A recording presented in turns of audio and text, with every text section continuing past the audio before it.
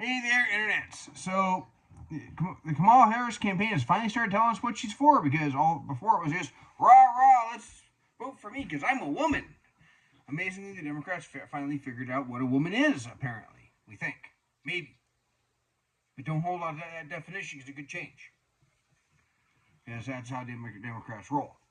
Uh, and what's that proposal? Price controls, which failed in the Roman Empire because they faced inflation. Why? Because they devalued their currency by debasing it. That was back in the days when they used metal for money, and they started cutting the amount of silver in the currency. This is part of what in the Bible Jesus talks about. The money changers tables. They were taking the pure silver Israeli or Judean shekel and giving out the debased Roman coin, and it didn't work then. Price controls did not work in the Soviet Union or in Nazi Germany. Because those were all places they tried. More recently, Venezuela. So I have to say, do you want to be Venezuela? Because this is how you become Venezuela. That's what happens when you do price controls.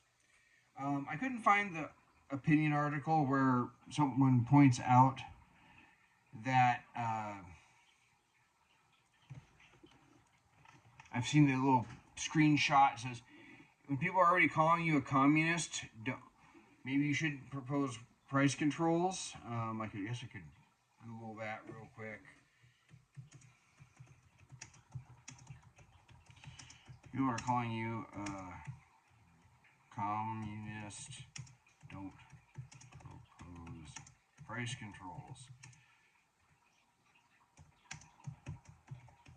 I might be past my limit on articles from that.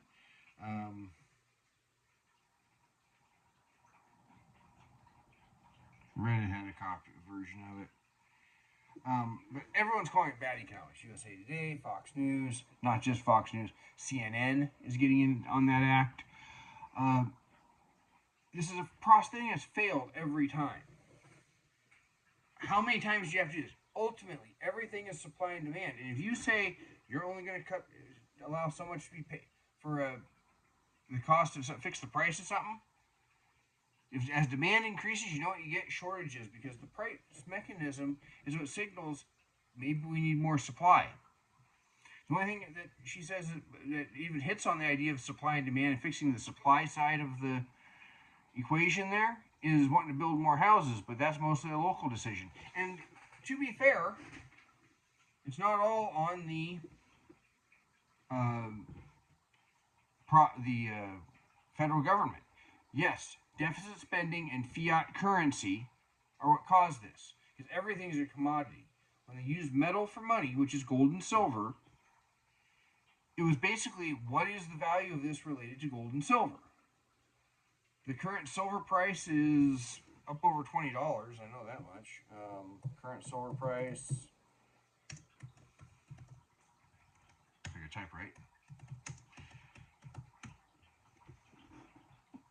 The current silver price is $29.11. It's almost $30 an ounce. Well, what's everything else compared to? What's everything else compared to gold? And this is not, money advice. Historically, silver is 1/16 the value of gold, and right now it's substantially less than that. But so I'm not giving you financial advice on that. I'm just saying that's what it is, and that's the exact. Silver is 16 times more common than gold. That's why, and that's all relation to that. This whole idea of fiat currency is an illusion to make you think you're making more when you're not, because it just drives up inflation. Same thing with all this deficit spending. And some of us were saying, stop spending, clear back in like 2009, and we got called racist for it. So we have this constant thing that's been driving. It's not corporate greed, because corporations have to adjust prices for their as their costs go up. That's just the way it is. And if you keep having ever increasing demand and more dollars chasing the same amount of product, it's just going to keep driving up prices. That's the way economics works. Of course, liberal Democrats don't get this. I've been seeing a lot of memes of, it's corporate greed. No, it's called economics and you don't understand it. deficit spending and, basically printing paper money, fiat currency. You keep printing money, you're going to keep having this problem. Stop the deficit spending, stop printing money, you will ultimately cure the too much money in the system problem.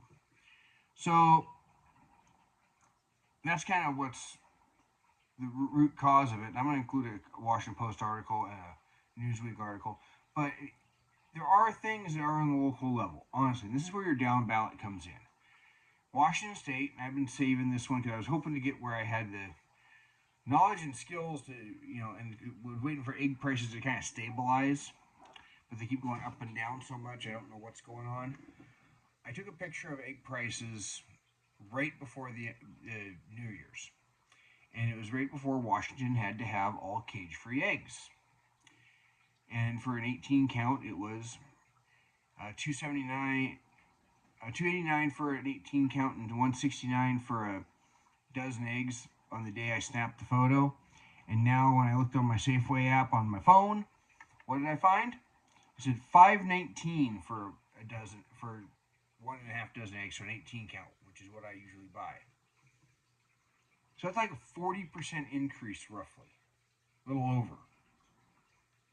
I had somebody tell me, "Oh, well, that's just doing the right thing." Well, not when it increases the cost of my breakfast 40%.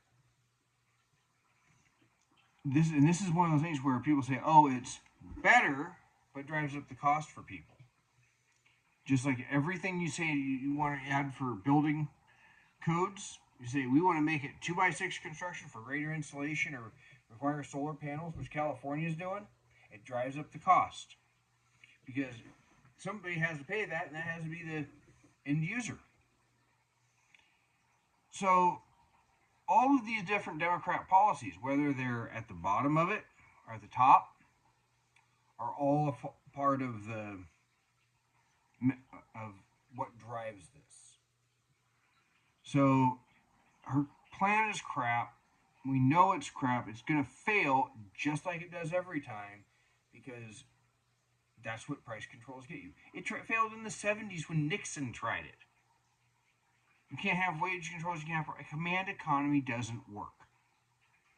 You want to be Venezuela? This is how you become Venezuela. I really wish people had to go live under this before they could propose it, because they wouldn't want to.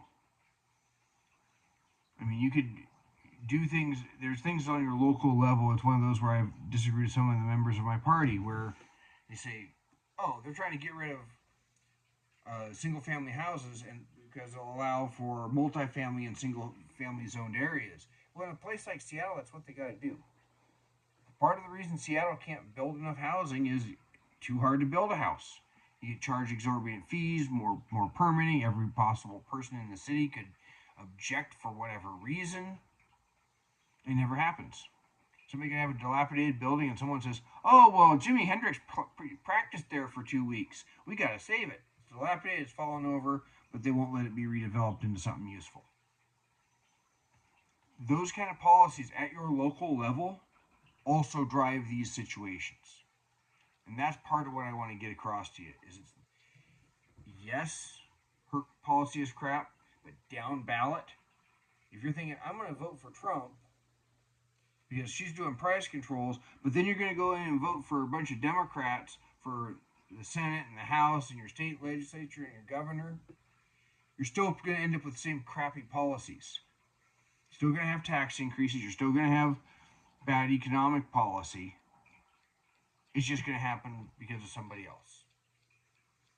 So really think about the way you're voting down the ballot as well, because those same bad policies could crop up. So that's what I got for you. If you disagree, say so in the comments below. Until then, you all take care.